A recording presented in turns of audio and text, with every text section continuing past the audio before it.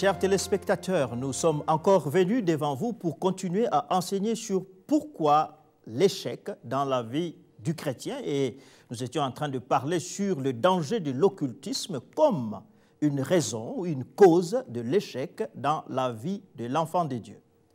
Selon la Bible, celui qui s'engage dans l'occultisme met en marche le principe irrévocable de la malédiction divine contre lui, presque automatiquement. La colère de Dieu entre en action et provoque sa mort physique dans l'Ancien Testament et sa mort physique et éternelle dans le Nouveau Testament. Ainsi, dans la Bible, la malédiction de Dieu frappe tous ceux qui pratiquent l'occultisme, israélites ou non, chrétiens ou non, et cette malédiction est immédiate. Et cette malédiction immédiate de Dieu est la cause des échecs dans la vie de ceux qui pratiquent l'occultisme, même si pendant un temps l'occultiste peut sembler jouir du bonheur et du succès. Mais ce bonheur et ce succès seront de courte durée. La malédiction de Dieu ne tardera pas à venir noircir et détruire la vie de ces derniers. Et les échecs de la vie ne tarderont pas à s'accumuler dans la vie de celui-ci. En pratique, toute pratique occulte, toute connaissance spirituelle mystique, cachée ou dévoilée, qu'une personne reçoit en dehors de ce que Dieu nous donne dans la Bible, provoque la malédiction automatique dans la vie de celle-ci. De nos jours, la liste des pratiques occultes est longue. Toute personne chrétienne ou non qui pratique ou qui va chez, qui contient dans sa maison des ouvrages ou des objets appartenant aux religions, connaissances et pratiques suivantes est automatiquement sous la malédiction de Dieu. Voici la liste des principales religions ou connaissances pratiques ou occultes qui provoquent la malédiction automatique de Dieu. Alors ici, je ne veux pas que les gens commencent à sauter de droite à gauche pour dire qu'on accuse les autres religions, mais venons seulement à dire ceci. Toute religion, toute connaissance, toute pratique qui invoque les puissances qui sont en dehors de la puissance de Jésus-Christ sont occultes. Je répète, toute religion, toute pratique, toute attitude qui invoque les puissances autres que la puissance de Jésus-Christ est occulte. L'horoscope, divination, paume de main, cartomancie, lecture du futur, boule de cristal, hypnotisme, incantation, ikebana, je ne sais pas encore quoi d'autre. Tout ce qui n'est pas des dieux, lévitation, mantra, médium, nécromancie, Ouija board, parapsychologie, pendule, pentagramme, réflexologie, reiki, réincarnation, séance, spiritisme, talisman, tarot, lecture de traces de thé dans une tasse de café, télépathie, transe, vaudou, zodiaque. Toutes ces choses amènent la malédiction dans la vie de la personne qui la pratique. Alors, à cause des pactes et serments pris par les adhérents de l'occultisme, plusieurs liens occultes affectent leurs enfants et leur postérité. Il est courant que les enfants, ou encore petits-enfants, et arrière-petits-fils même de ceux qui pratiquent l'occultisme, souffrent de la malédiction divine à cause de la faute de leurs parents. Ce point, nous allons bien le discuter dans la suite de nos enseignements dans les jours à venir, si Dieu le permet. Comme expliqué avant, la malédiction de Dieu dans la vie de ceux qui pratiquent ou possèdent des objets occultes se remarque par la présence des maladies chroniques ou incurables dans la vie de la personne ou de sa famille, des accidents fréquents, des problèmes gynécologiques des femmes de la famille, la mort subite ou violente de la personne ou des membres de sa famille, l'acharnement du malheur dans la vie de l'individu ou des membres de sa famille, etc. Dans la dernière partie de notre enseignement, pas aujourd'hui bien sûr, dans les jours à venir, nous parlerons sur comment sortir de la malédiction de Dieu. Voici les malheurs qui frappent la personne maudite par Dieu à cause de l'occultisme.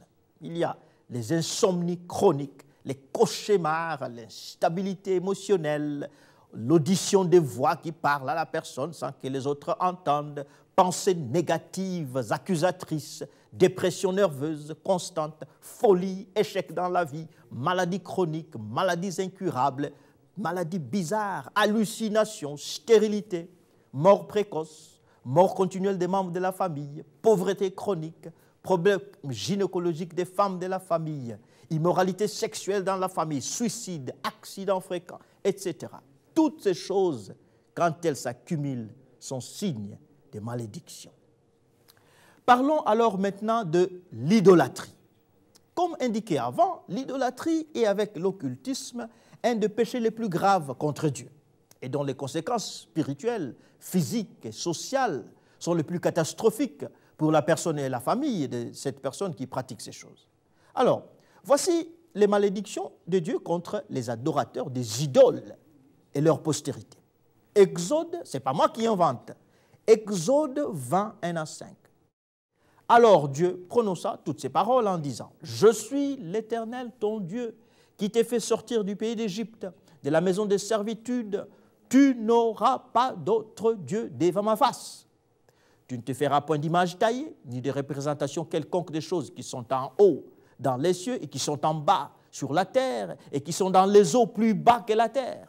Tu ne te prosterneras point devant elles, tu ne les serviras point, car moi, l'Éternel, ton Dieu, je suis un Dieu jaloux qui punit l'iniquité des pères sur les enfants jusqu'à la 3e et à la 4e génération de ceux qui me haïssent. » On peut voir cela dans Deutéronome chapitre 5, verset 8, ou encore Lévitique, maintenant Lévitique 20, 1 à 5.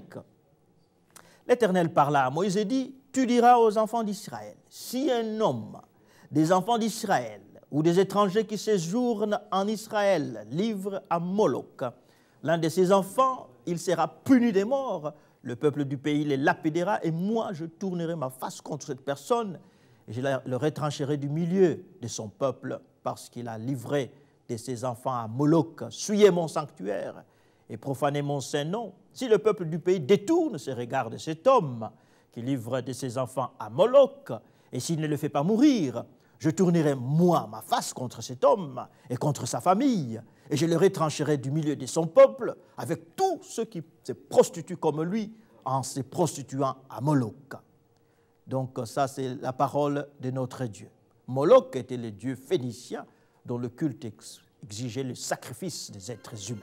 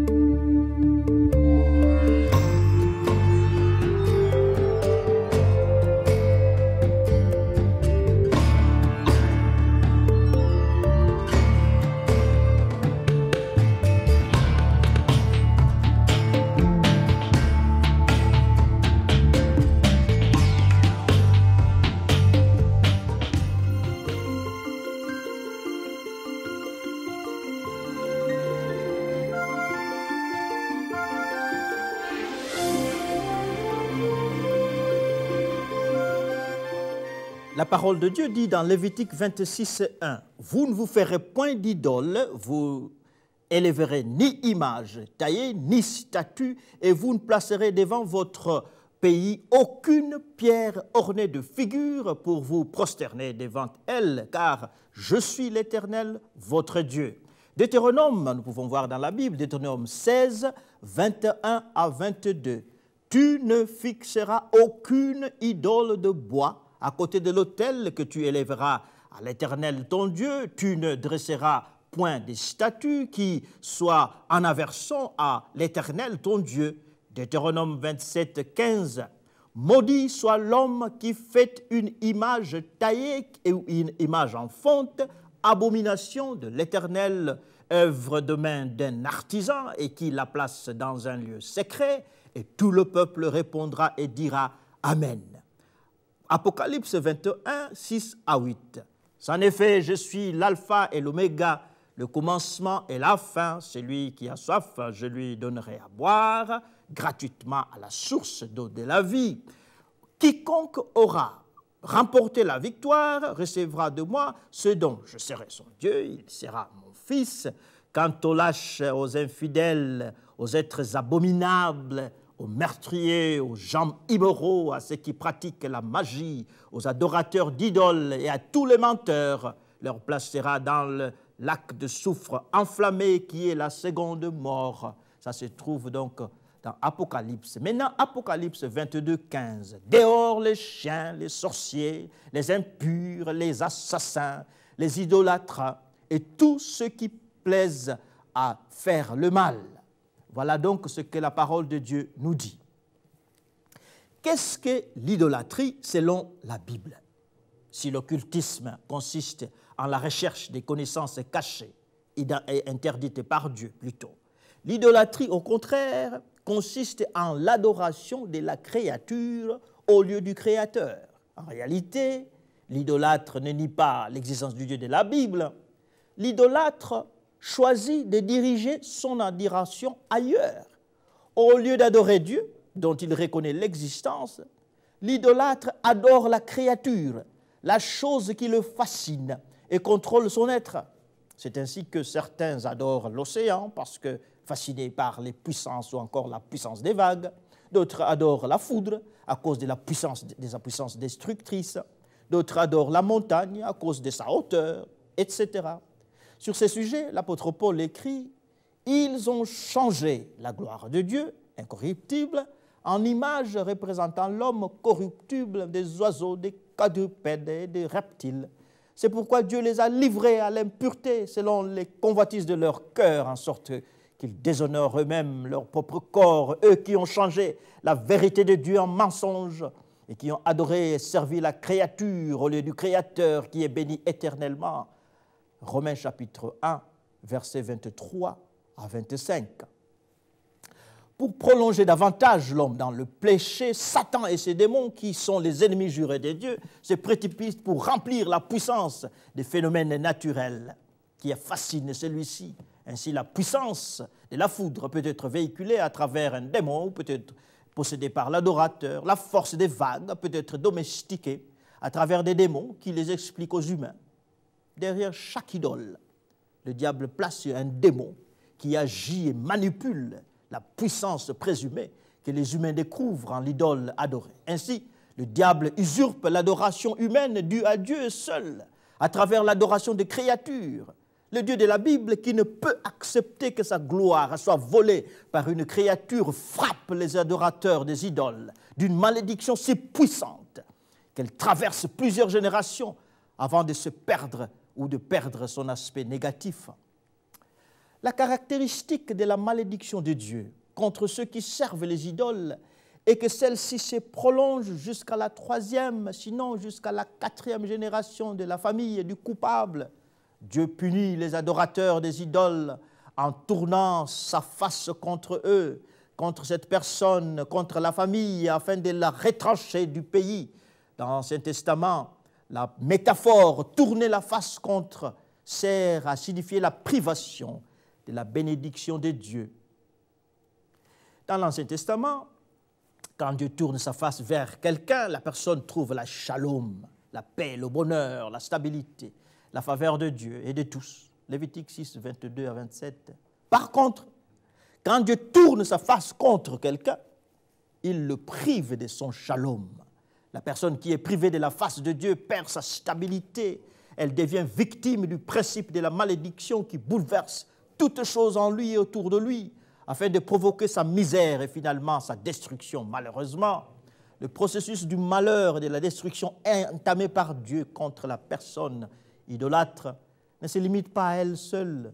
La force négative et destructrice de la face contraire de Dieu continue jusqu'à la 3e, jusqu'à la 4e génération.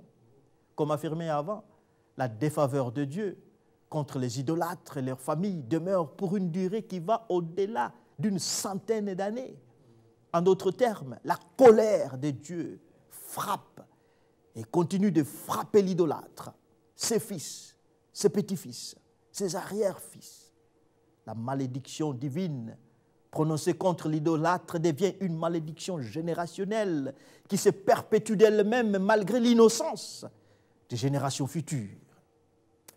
Avant de clore ce point sur l'idolâtrie, il faut mentionner que selon la Bible, l'idolâtre ne se limite pas à l'adoration des statues ou de l'adoration des phénomènes naturels.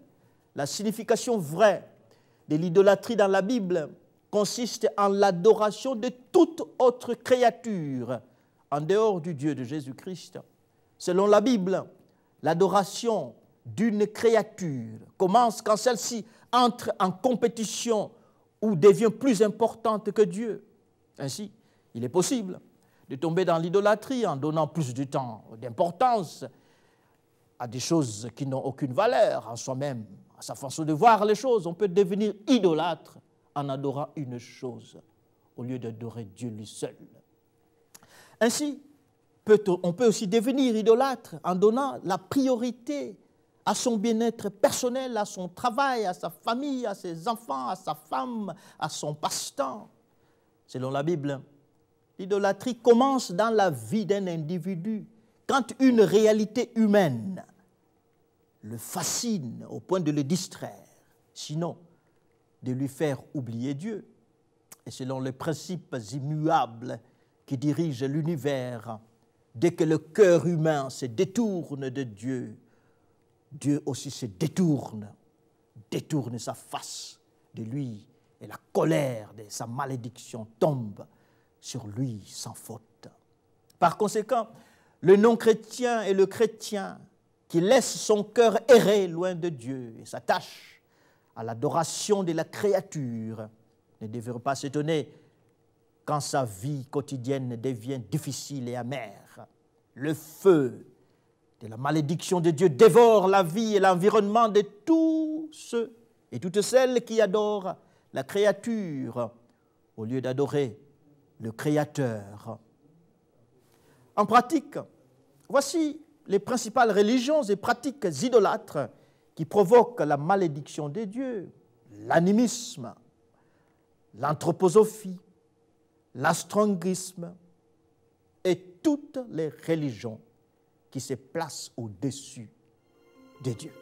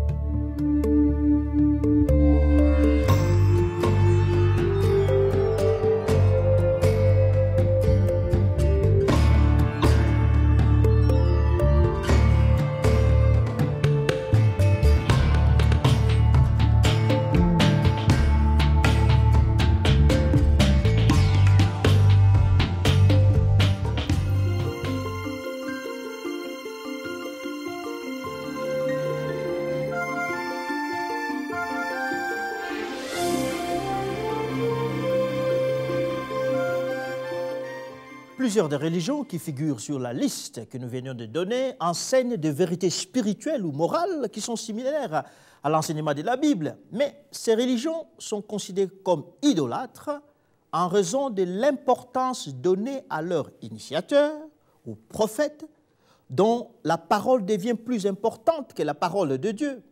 La colère de Dieu s'élève contre ses adorateurs parce qu'ils laissent la Bible pour suivre les paroles et recommandations d'un être humain en dehors de Jésus-Christ, qui est le seul chemin, la seule vérité et la seule vie qui mène au Père. Jean chapitre 14, verset 6. Il faut aussi considérer comme idolâtre toute forme de foi chrétienne qui idéalise un individu, par exemple le fondateur, le théologien le plus préféré, ou qui pratique un légalisme qui exclut la communion et l'adoration unique du Dieu à travers Jésus-Christ. L'idolâtrie est un péché insidieux qui se trouve aussi bien dans la vie du non-chrétien, adorateur des religions païennes, que du chrétien désobéissant, adorateur de lui-même, du légalisme ou de matérialisme qui évince Dieu de sa vie quotidienne. La malédiction de Dieu frappe aussi bien les non-chrétiens que les chrétiens qui évincent Dieu du trône de leur vie. Voici les malheurs qui frappent la personne maudite par Dieu à cause de l'occultisme. L'insomnie, le cauchemar, l'instabilité émotionnelle, comme nous avions dit avant, la personne entend des voix, la personne voit des gens que les autres ne voient pas, les pensées négatives, accusatrices, des dépressions nerveuses constantes, folie, échec dans la vie. Vous savez, quand l'échec est toujours là, on ne réussit jamais. C'est souvent le cas parce que c'est à cause de l'idolâtrie, à cause de l'occultisme. Toutes ces choses, ce n'est pas s'il y a des morts continuelles des membres de la famille, ce n'est pas que les gens ne doivent plus mourir, mais on meurt tout le temps. Et ça, ce n'est pas juste. Et ça, c'est une preuve que l'idolâtrie ou encore l'occultisme a produit toutes ces misères qui frappent la personne et sa famille. Parlons maintenant de l'iniquité, du péché des pères sur leurs enfants.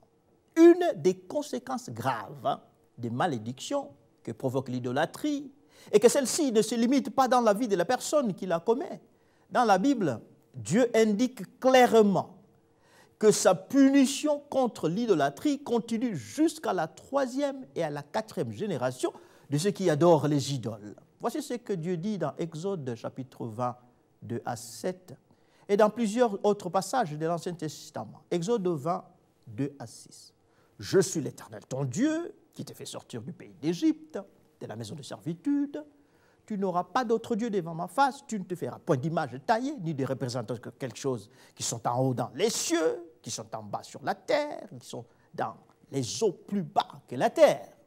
Tu ne te prosterneras point devant elles, et tu ne les serviras point, car moi, l'Éternel, ton Dieu, je suis un Dieu jaloux, qui punit l'iniquité des pères sur les enfants, jusqu'à la 3e et à la 4e génération de ceux qui me haïssent et qui fait miséricorde jusqu'à 1000 générations à ceux qui m'aiment et qui gardent mes commandements. » Exode 34, 5 à 7. L'Éternel descendit dans une nuée et s'était là auprès de lui et proclama le nom de l'Éternel. Et l'Éternel passa devant lui et s'écria, « L'Éternel, l'Éternel, Dieu miséricordieux et compatissant, lent à la colère, riche en bonté et en fidélité, qui conserve son amour jusqu'à 1000 générations, et qui pardonne l'iniquité, la rébellion et le péché, mais qui ne tient point le coupable pour innocent, et qui punit l'iniquité de père sur les enfants et sur les enfants de leurs enfants jusqu'à la 3e et à la 4e génération. » Jérémie 32, 17 à 18. « Ah, Seigneur éternel, voici tu as fait les cieux et la terre, et par ta grande puissance et par ton bras étendu, rien n'est étonnant de ta part. Tu fais miséricorde jusqu'à la 1000e génération et tu punis l'iniquité de père dans le sein de leurs enfants après eux. Tu es le Dieu grand, le Dieu puissant dont le nom est l'Éternel des armées. » L'iniquité des pères et les péchés générationnels qu'on voit dans Genèse, Exode 34, 6 à 7, tel père, tel fils, ou encore telle mère, telle fille, Cet adage français se vérifie avec une précision déconcertante quand nous observons les faiblesses spirituelles, morales et sociales qui se rencontrent dans une famille ou une lignée donnée, sans trop de preuves objectives.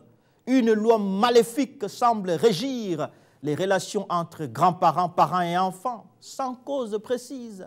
Plusieurs enfants commettent exactement les mêmes fautes et folies commises par leurs parents ou arrière-parents ou encore grands-parents.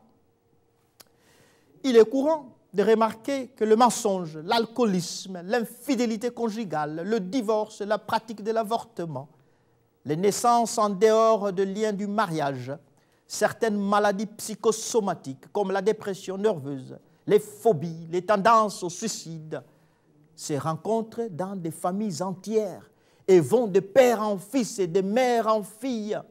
Ce phénomène troublant ne se rencontre pas seulement dans la vie des non-chrétiens. Le travail de cure d'âme confirme que plusieurs chrétiens et chrétiennes expérimentent des faiblesses spirituelles, morales et sociales qui ne viennent pas de leurs décisions personnelles, sans le vouloir, sans en être en mesure de se retenir. Plusieurs chrétiens sont mus par une force extérieure qui les pousse à perpétuer les péchés que leurs parents ou grands-parents ont commis avant eux. Ces genres de faiblesses spirituelles ou morales sont appelés péchés générationnels. Qu'est-ce qu'un péché générationnel? Un péché générationnel est une faute spirituelle, morale ou sociale qui affecte une lignée familiale. Le péché générationnel est une faiblesse spirituelle, morale ou sociale héritée des arrière-grands-parents qui l'ont passé aux grands-parents ou à leurs petits-enfants. Ils ont passé cela de leurs parents, l'ont passé aux enfants, les uns après les autres. À leur tour, les enfants passeront les mêmes faiblesses spirituelles, morales et sociales à leurs enfants s'ils ne bénéficient pas du ministère de délivrance avant leur mariage. Alors, le péché générationnel dans l'Ancien Testament. Comme nous avions dit avant, la mention claire du péché générationnel dans l'Ancien Testament se trouve dans Exode 34, 6 à 7. La Bible dit, et l'Éternel passa devant lui et s'écria, « L'Éternel, l'Éternel, Dieu miséricordieux et compatissant, lent à la colère, riche en bonté et en fidélité. Je demande à mes auditeurs de ne pas avoir peur.